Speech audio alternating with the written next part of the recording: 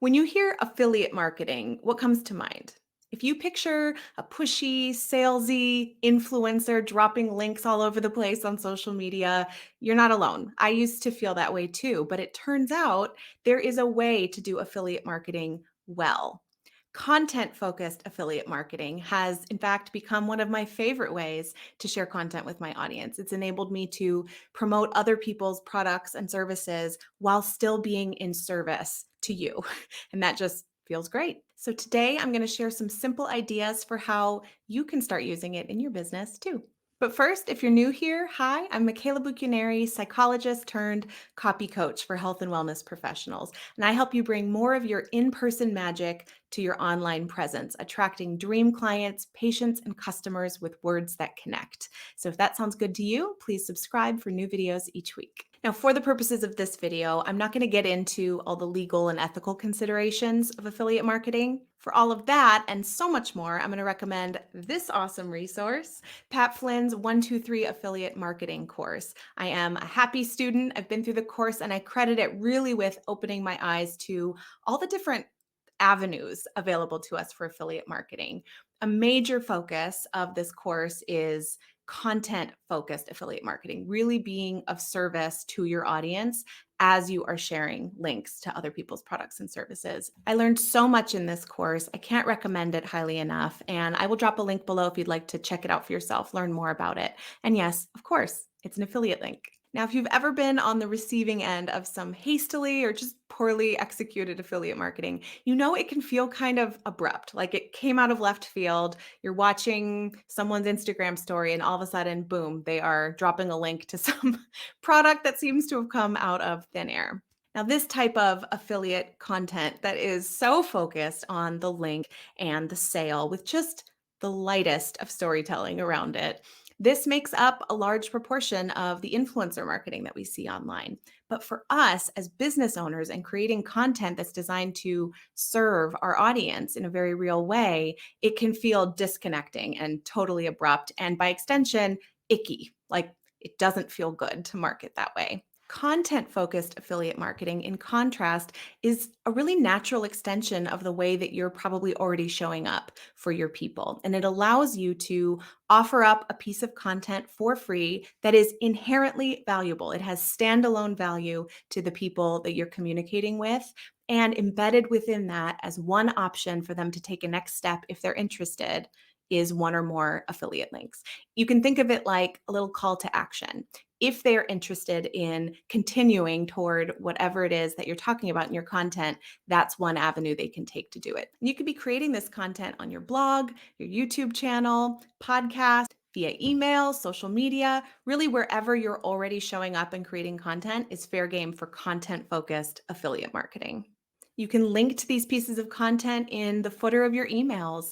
You can embed them within your courses and online programs. Really, you think as broadly and creatively as you like. But because you are creating a piece of content around that affiliate link, around the promotion of that product or service, it really can fall into any of the communication channels you would use with your regular content. And by the way, affiliate marketing can totally extend to time limited promotions like an upcoming workshop or summit or something. But for this video, I'm really focusing on products and services that are available ongoing, because when you're creating a piece of content around it, I really want you to be getting the biggest return on your time and effort as you can. And so think about what kind of content will have evergreen value. So whether someone finds it right when I hit publish or a week later or a year later, is this something that can still serve them well? So if you're just considering all this for the first time, you might be wondering, okay, so what do I promote? And it can be tempting to look around and see what other people are promoting or start researching specific companies and looking into their commission structure. But instead, I suggest you start with you and your audience and your business and ask yourself a couple of questions. First of all, what am I already asked about? Like, what are people asking for recommendations of? For instance, back when I first started this business, I'd share about productivity tips for how I'd stay on top of documentation and paperwork in my therapy practice. And I'd often get questions about which electronic health record program I would use or specific pieces of software or tools. And over time, I started a list of those questions because a lot of themes would come up. And so that helped eventually guide some of the resources that I might recommend.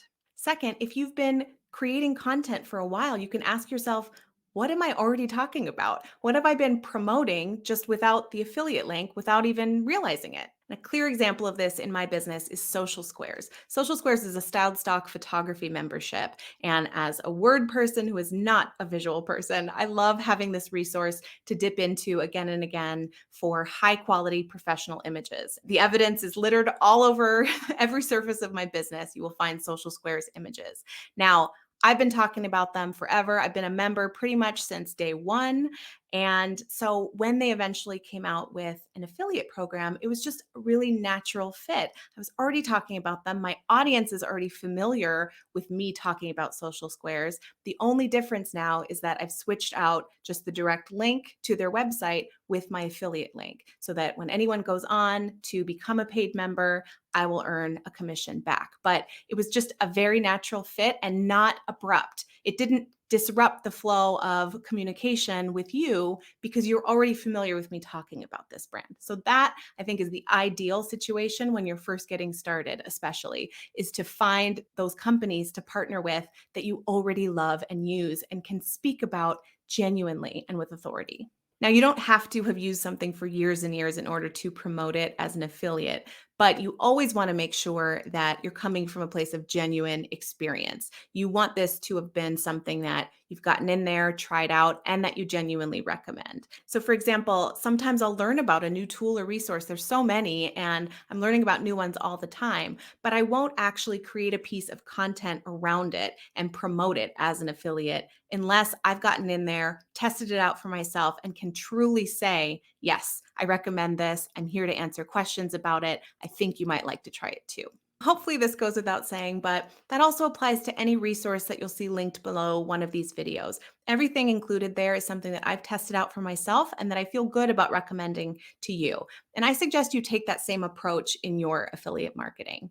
Obviously, not everything that you like is going to be your audience's cup of tea, but if you are approaching it in good faith, authentically recommending things that you genuinely recommend, that's what's going to help build trust with your audience, and it's just going to feel better to you. So, how are you feeling about this idea so far? Are you excited to give affiliate marketing a try? Let me know below. And while you're doing that, I'm going to run you through some quick ideas for content you could create as an affiliate. You could put together a gift guide or a buyer's guide. We see these come up seasonally or around certain holidays, but you could also anchor it to a particular segment of your audience. Now, the links themselves are valuable, of course, but the real value in this comes from the fact that you are curating it. You are shortening the amount of time they would be spending doing all of this research to pull together their own list of items. And because you are building upon an established relationship of trust with your audience, it's going to be that much more valuable to them. A similar idea is to create a resource or favorites page. And you could approach this a couple different ways. You could focus on particular segments of your audience and put together resources that they need in order to move ahead toward a particular goal. Or you could anchor it to people at different stages of progress toward whatever you help them with. What does a beginner need? What are some resources that more intermediate or advanced members of your audience would find valuable? Or you could frame it in terms of your favorites. So these are the top 5 best investments I made in my business this year. You could create a roundup of different resources organized around a particular theme. I did this recently with my video sharing my top Pinterest resources. This can be especially valuable when you know that there is a topic that your audience is really interested in, and it plays really nicely with other pieces of content you've created. So maybe you have one piece of content that's walking them through the top 5 fast facts they need to know about that topic. And then you follow it up with a roundup style piece of content, sharing some different resources. And remember, what's going to make this kind of content so valuable to your audience is to embed nuggets of information in addition to the links themselves that your audience can take and learn from. For example, in that Pinterest resources video I mentioned, I didn't just include a link to an outside scheduler that I recommend. I also included some tips on how to determine whether or not you even need a third-party scheduler. And that speaks to perhaps my biggest piece of advice when it comes to this type of marketing. Good content-focused affiliate marketing should aim to serve your audience whether or not they ever click any of your affiliate links. It should have inherent value that they can take and learn from or be encouraged by, or whatever the goal is. They should get something out of it, even if they never click over to any of your links. Okay, other ideas. You could create a piece of content answering FAQs. These could be questions about a specific product or service that you're promoting as an affiliate, or you could create the content around general FAQs that you get in your work with clients or that you're hearing from your audience when you're creating content online. And then as it makes sense, folding in relevant affiliate links. Demos and tutorials make excellent pieces of content for affiliate marketing. You can focus it around a particular tool or resource and just really do a deep dive, walk your audience exactly through how you use it. Or you can pair it with a Roundup style piece of content where you are highlighting several different tools at once and then giving them a mini demo or tutorial for each one. I've done both of these and I'll link examples for you below. You can do an in-depth review or case study on a particular product or even a program that you've been part of. You'll see this a lot where someone who's been a student in a particular course and then goes on to become an affiliate for that course will get on and share their authentic experience going through that program. Audiences love this, again, especially when there is that foundation of trust already built with the person creating the content. They want to know what your genuine experience has been.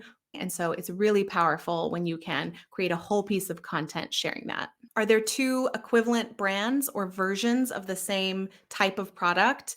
Create a piece of content comparing them. This is very popular across all kinds of different niches because it answers so many questions all at once. It gives you a chance to share the pros and cons and then leave it ultimately up to your audience to make their own informed decision. So spend some time thinking about what are the array of options available to my audience as it regards this particular piece of gear or equipment or a tool or a resource or whatever, and then test them both out and speak from experience. Remember, when it's done right, affiliate marketing should feel good to you and to your audience, and it should be so inherently valuable that it has worth in and of itself, whether or not they go on to click a link. But for the people who are interested in clicking that link, it'll feel like just a natural extension of what you've already shared. It's that winning combo that makes content-focused affiliate marketing a strategy I wish more people were talking about. And if you want to see this in action, I've got lots of content on the way, sharing some of my very favorite resources. So stay tuned for that.